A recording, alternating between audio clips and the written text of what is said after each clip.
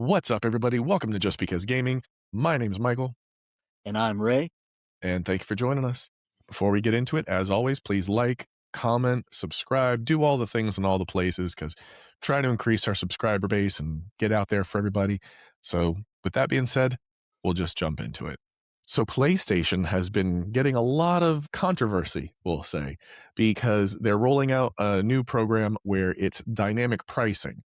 So, I don't know if you've seen this, Ray, or if any of our viewers have seen this, but what they're doing is they're incorporating dynamic pricing, which is kind of like the same thing Wendy's did at some stores and some other places are doing, where the more demand there is for something, the more they're going to charge for it. And it doesn't make a whole lot of sense because what they're doing is they're saying that the PlayStation users who typically buy games more often and buy DLCs more often will pay a higher price than someone that doesn't. So I'm kind of curious how this is going to work for a person like me because I typically don't buy things from the PlayStation store. I'll buy them from like other places. Like I'll see a code online for sale, like through this website called cdkeys.com. And they'll have sales, and it's like a PlayStation digital download, and it's like $20 off. So I do that a lot. So technically, through the PlayStation store, I don't spend a lot. But the Yeah. way it looks like is if you don't spend a lot on the PlayStation Store, you'll get deeper discounts. And if you do spend a lot on the PlayStation Store, you'll barely get any. So But I think it it's also supposed to look at it's supposed to have like some kind of analytics that look at, hey, he plays mostly shooter games and downloads the stuff, skins and things for them. So we're going to up prices on those. But then when we have sales, we'll show him a sale price that we might show a different sale price to somebody else. So you won't always get the same pricing as the person next door to you based on what games you play and what DLCs you buy. It's all just kind of, I don't know, whatever their analytic is programmed to recognize so that it nets them the most money. Yeah. I mean, I've already seen screenshots of this where an example is Red Dead Redemption 2, where it's like the complete edition with all the DLCs and all the skins and all the everything, where it's normally $100. And on one side, it showed one person getting it for $20 for 19.99 and another person getting it for 14.99. Now, this is just a $5 difference, sure, but that's just one example. There could be greater disparities later on where there might be a sale, and let's take you and I, for example, Ray. Let's say you Mhm. buy everything. Let's say we're both playing PlayStation and you buy everything through the PlayStation store and I buy everything via codes online. You might get, let's say, Grand Theft Auto 6. Let's say, it comes out and it's 79.99 and we both wait for it to go on sale. You might see it go on sale from 79.99 to 69.99. I might see it go on sale, since I never spend money on the PlayStation store, I might see it go on sale from 79.99 to 49.99. There could be huge differences later on, Yeah. but I don't like it. Let us know what y'all think in the comments below. Do you like the idea, or do you feel like they're de-incentivizing buying things through the PlayStation store? Let us know, because for me, I don't like it, but since I never buy anything on the PlayStation store, I'm kind of expecting like deep discounts because I feel like they'll be more desperate for my money, but I think it's a terrible idea. I think they're Yeah. punishing their best customers. Yes, I believe so. But But we'll yeah, see how long that lasts. And it let may us have been know in the going on. comments. We don't know how long that's actually been happening. It could have been going on for a while and people just didn't know. Yeah. But yeah, let us know in the comments below what you think. And speaking of PlayStation, one of the other things is that there has been a new system update for PlayStation 5 and PlayStation 5 Pro. I'm 90% sure it's also for PlayStation 5. I'm 100% sure it's for PlayStation 5 Pro. Y'all can let me know in the comments if I'm wrong and if it's just a PS Pro thing. But there's been an update. It's in the background, so most people don't even know about it, but it's called PSSR2. And basically, it's just an update to graphics. It's not the DLSS5 update to graphics from NVIDIA. It's specifically from PlayStation. And Uh, it doesn't redo everything, it just makes images clearer. So the way that you can actually get to it is you have to go through the settings in PlayStation and through the display settings, and you'll see an option for PSSR2. And for the few people that have found out about this and posted, videos on YouTube or articles online, there's definitely, a good a positive reception and a good update to the graphics, but it wasn't like hugely announced, It wasn't, you know, public and, pushed out as a news article or whatever. So a lot of people don't even know about it. But yeah, definitely for everybody that's watching this video that plays on PlayStation, go into your settings, select on for PSSR2 and enjoy those increased graphics Huh. because there's no reason not to. It's a free upgrade. It's a free upgrade for your graphics. So yeah, get to it and Yeah, let us know. unless it kinda brings down the frame rate or something like that, especially on the original PS5, maybe not so much on the Pro. There yeah, that might be why they left it so you could turn it on and off. Yeah, but it's a new update, so let us know. Go ahead, switch that on, and let us know if you notice a upgrade in your graphics or a downgrade in your playability. I'll probably try out Spider-Man 2, something like that, see if I can detect a difference in the graphics. Maybe we'll put up a side by side in this video and, show before and after of that mode on. But yeah, we'll check it out and let us know what y'all think. If it works, if you like it, if you don't like it, we always love to know in the comments below. And speaking of graphics upgrades, aside from the PSSR2 upgrade, like we briefly touched on, yes, NVIDIA has been working on a graphics upgrade too. I know you know about this, right? Because we've talked about it a little bit.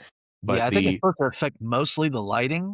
It's supposed to improve that, but it's also they say, when you compare character models and stuff like that, when you're seeing the faces and things, you can see that it's definitely upgraded that graphic as well. Some people really like it, and I know on some characters they're like, "Oh wow, this looks amazingly better." And then sometimes they'll take the character and be like, "Nah, I'm not so sure about that. It changed it, but not necessarily in a good way."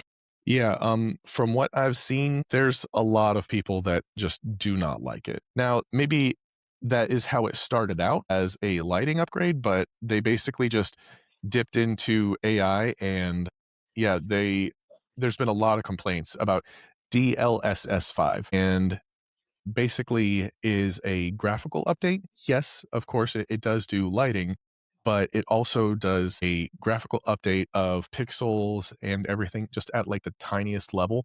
And it uses generative AI, which is kind of like taboo in the gaming industry. And because of that, if you've ever used AI like ChatGPT or Copilot or whatever to generate an image, it never quite gets it right. Like Ray, I've used ChatGPT to generate, images of us and like to see how it would look for thumbnails, and it never quite gets it right. Like it always makes my face look honestly a little bit better than it does, but yeah, it's just it never quite gets it right. And because of that, there's side by side images of like, for example, for Resident Evil, has side by side images of Leon and Mhm. like before and after the update. And it doesn't look completely different, but at the same time, it's just not the same. Like a lot of Yeah. these characters, the best way I can explain it is it's like The Witcher, the TV show. It's like switching from Henry Cavill to Liam Hemsworth. It's like, yeah, I get that it's The Then you Witcher, might as well but throw this thing out because the new one was not better at all, or not even close. Just yeah. toss it out. But If that's what it does to it, then it's ruining it. yeah, and Everything. honestly, that's what a lot of people are saying. They're like, this is just ruining the character. Like some characters barely look the same. And, people are just basically crapping all over it. And so much so that even the president and CEO of NVIDIA had to, put out a public message saying, look, you guys are getting it all wrong. It's not supposed to redo the images and it's just for artistic upgrades and everything, but that's what it's doing, so, like, it's so weird that the president and CEO of NVIDIA is, like, attacking about all these comments, like, attacking back about all Yeah. these criticisms. Well, they've probably put a lot of work and money into it, especially, that's what all this investment into AI, and then it doesn't turn out anything that people want, that they can't sell, they can't monetize on. Yeah, I'm sure he's upset about it. Yeah, and, I mean, like, I've been saying this for weeks, but AI is definitely costing the video game industry money, and all these companies, whether it be video game industry or any other, like, professional industry, it just doesn't provide the same quality of work that actual people do, and because of that, it's gonna cost people money, and the problem is that these companies are already spending money on AI. So they're spending money on this thing that they're like, "Oh, it's a good investment. It's gonna give us all these, like, great graphics and great this and great that." And it's like, people such as you and I, Ray, and I'm sure a lot of the other people watching this video, look at these games and they're like, it doesn't have the same, like, spirit behind it because Right. in past Resident Evil games, for example, Leon has always had this kind of like aura about him and this kind of like cool badassness to him. And with AI, it doesn't know that. Like it doesn't like detect that. So it loses the spirit behind the character. And he kind of looks, if I was to say, he kind of looks a little homeless, you know?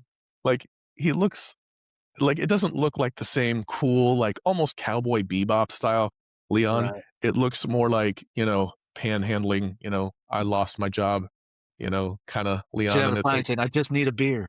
yeah, but, yeah, no, it's, a lot of people have been criticizing it, and, I feel like it's justified because, for NVIDIA, these are your consumers, the Right. people playing these games, so if you're selling AI, upgrades and people are calling it AI slop, that's telling you your customers are telling you their opinion. You can't Right. tell them that they're wrong, you know, E but either way you can tell them whatever you want. They're gonna speak with their dollar, and they're just not gonna buy your crap. I mean, that's the market will adjust itself if you don't make a product that people want. yeah, And but is this something that, again, that you can have on or not have on? It's not something you have to use? Or is this being like, "Here's the update to the graphics cards," and it's there? I'm not sure. I know that a lot of this stuff has been, showcased and everything, so Mhm. I don't know if it's gonna be a update, like you'll just see when you turn on your PlayStation or your Xbox or even your Nintendo Switch, and it says there's an update for the game. I don't know if it's gonna be like that, where it just updates the graphics automatically, or if it is an option, like for PlayStation side, where you can just toggle a switch on and off and, see the different Right. graphics. That's something Well, it's that like most games now come with, like, here's a performance mode or, how you want it to either higher frame rate or higher graphical, look, and you can kinda choose your settings that way. And on a PC, of course, you've got even more options for settings as far as your graphical content. So if it's something you can adjust in that way, which I would think it would be, that would be okay because you don't have to use it if you don't like it. yeah, but, yeah, let us know what you think for this DLSS5 upgrade from NVIDIA. Have you seen it? What do you think? Do you think it looks better? Do you think it looks worse? We'd love to know in the comments below. Maybe NVIDIA will see this video and, all the comments, whether they're for it or against it. And, maybe it'll help inform them a little better. But we'd love to know in your comments. Well, that's our show for today. So thank you all for joining us, and we will see you next time. Later. Peace.